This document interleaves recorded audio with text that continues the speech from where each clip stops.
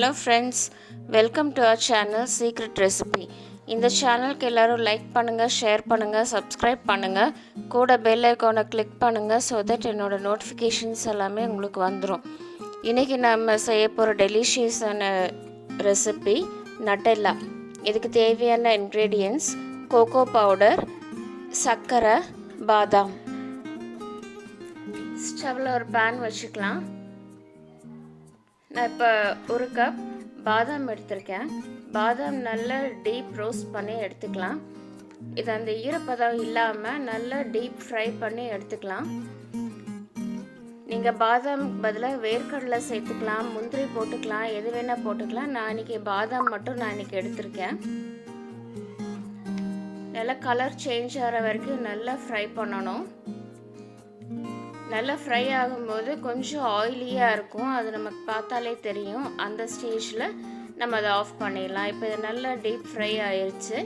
இந்த ஸ்டேஜில் நம்ம ஸ்டவ் சுவிட்ச் ஆஃப் பண்ணிவிட்டு நம்ம ஒரு பிளேட்டில் ட்ரான்ஸ்ஃபர் பண்ணி வச்சுக்கலாம். நான் ட்ரான்ஸ்ஃபர் பண்ணி வச்சுட்டேன். இப்போ அடுத்த ப்ராசஸ், நான் ஒரு கப் சுகர் வச்சுருக்கேன். சுகர் இதை நல்லா பவுடர் பண்ணி எடுத்துக்கலாம். நமக்கு மேக்ஸிமம் எந்த அளவு பவுடர் பண்ண முடியுமோ அந்த அளவு நம்ம பவுடர் பண்ணி எடுத்து வச்சுக்கலாம். நான் இதில் ஒரு 100 கிராம்ஸ் சுகர் சேர்த்துருக்கேன். இப்போ இந்த ஸ்டேஜில் இது நல்லா பவுடர் ஆயிடுச்சு. இப்போ இது கூட நான் 25 கிராம்ஸ் கோகோ பவுடர் எடுத்து வச்சுருக்கேன். அதையும் இந்த சுகர் கூட சேர்த்து நல்லா மிக்ஸ் பண்ணி எடுத்துக்கலாம்.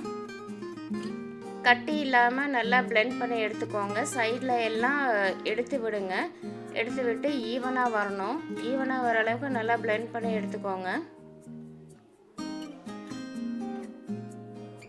இப்போ நமக்கு கோகோ பவுடர், சுகர் ரெடி ஆயிடுச்சு. இதை நம்ம ஒரு பவுலில் ட்ரான்ஸ்ஃபர் பண்ணி வச்சிடலாம். இப்போ ஒரு ஜார் எடுத்து அதில் நான் வறுத்து வச்சுருக்கிற பாதாமை போட்டுக்கிறேன்.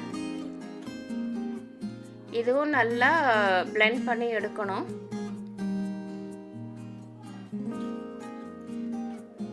இப்போ பவுடர் ஆயிருச்சு.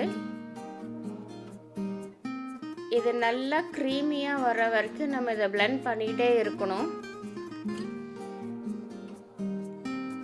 இப்போ ஓரத்தில் எல்லாம் அது ஒட்டிகிட்டு இருக்கும். உங்களுக்கு ஃபுல்லாக அது கிரைண்ட் ஆகாமல் தான் இருக்கும். நம்ம அப்பப்போ அதை ஓப்பன் பண்ணி நம்ம அதை எடுத்து விட்டு பிளெண்ட் பண்ணிகிட்டே இருக்கணும். நான் ஒரு 10 டைம்ஸ் வரைக்கும் நான் இதை போட்டேன். நம்ம இதை நல்லா அரைக்க தான் நமக்கு அந்த க்ரீமி பேஸ்ட்டுக்கு வரும். இதை இன்னும் நல்லா அரைச்சி எடுத்துக்கோங்க. இப்போ நமக்கு ஓரளவுக்கு நல்லா க்ரீமியாக வந்துருச்சு. இன்னும் இதை ஒரு 2-3 தடவை போட்டு எடுத்தால் கரெக்டாக இருக்கும். நமக்கு நல்லா அந்த க்ரீமி பேஸ்ட்டுக்கு நமக்கு வரணும். இப்போ இந்த அளவு நல்லா க்ரீமியாக பண்ணிக்கோங்க. எவ்வளோ முடியுமோ அந்த அளவுக்கு நம்ம க்ரீமியாக பண்ணால் தான் நமக்கு நட்டெல்லா டேஸ்ட் நல்லா வரும். நான் இப்போ இது ஒரு 10 to 15 டைம்ஸ் இதை நான் அரைச்சிட்டேன். இதை பொறுமையாக தான் பண்ணணும், பொறுமையாக பண்ணிக்கோங்க. இப்போ இது ரெடி ஆயிடுச்சு. இது கூட நான் பவுடர் பண்ணி வச்சுருக்கிற கோகோ பவுடர், சுகர் மிக்சரை இது கூட நான் ஆட் பண்ணிக்கிறேன். இதையும் நல்லா மிக்ஸ் பண்ணி எடுத்துக்கலாம். சைடில் இருக்கிறதெல்லாம் நல்லா எடுத்து விட்டு நல்லா பிளெண்ட் பண்ணி எடுத்துக்கோங்க. நல்லா ஈவனாக அது மிக்ஸ் ஆகணும். இப்போ இதை மறுபடியும் அரைச்சி எடுத்துக்கலாம்.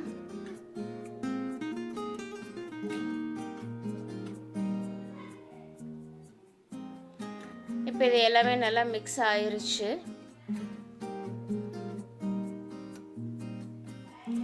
இப்போ இந்த ஸ்டேஜில் நான் 1 டேபிள் ஸ்பூன் பட்டர் வச்சுருக்கேன். நான் அதையும் சேர்த்து நான் அதை அரைச்சி எடுத்துக்கிறேன். சைடில் இருக்கிறது எல்லாமே நல்லா எடுத்து விட்டுக்கோங்க. சைடில் நல்லா ஒட்டிக்கும், நல்லா எடுத்து விட்டுருங்க. இப்போ நான் அது கூட குக்கிங் ஆயில் 2 கரண்டி சேர்த்துருக்கேன். அது கூட கொஞ்சம் சால்ட் போட்டிருக்கேன்.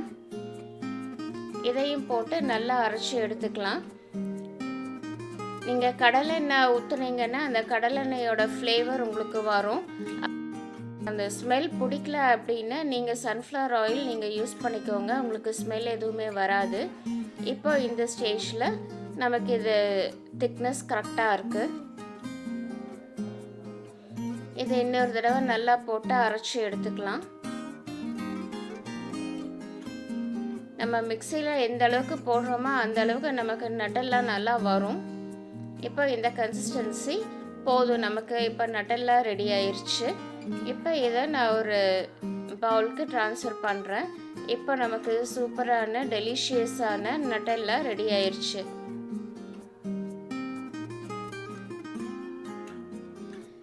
நான் ப்ரெட் பீஸ் எடுத்து வச்சுருக்கேன். இப்போ நட்டெல்லாவை எடுத்து அந்த ப்ரெட்டில் ஸ்ப்ரெட் பண்ணிக்கலாம். இந்த கன்சிஸ்டன்சியில் இருந்தால் தான் உங்களுக்கு ஸ்ப்ரெட் பண்ணுறதுக்கு ஈஸியாக இருக்கும்.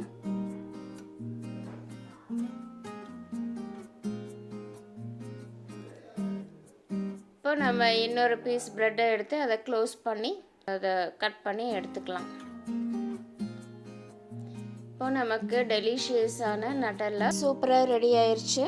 ஃப்ரெண்ட்ஸ், இந்த டிஷ் எல்லாருமே ட்ரை பண்ணி பாருங்கள். உங்கள் கமெண்ட்ஸ் ஷேர் பண்ணுங்கள். Stay home, stay safe. Thank you. பாய்.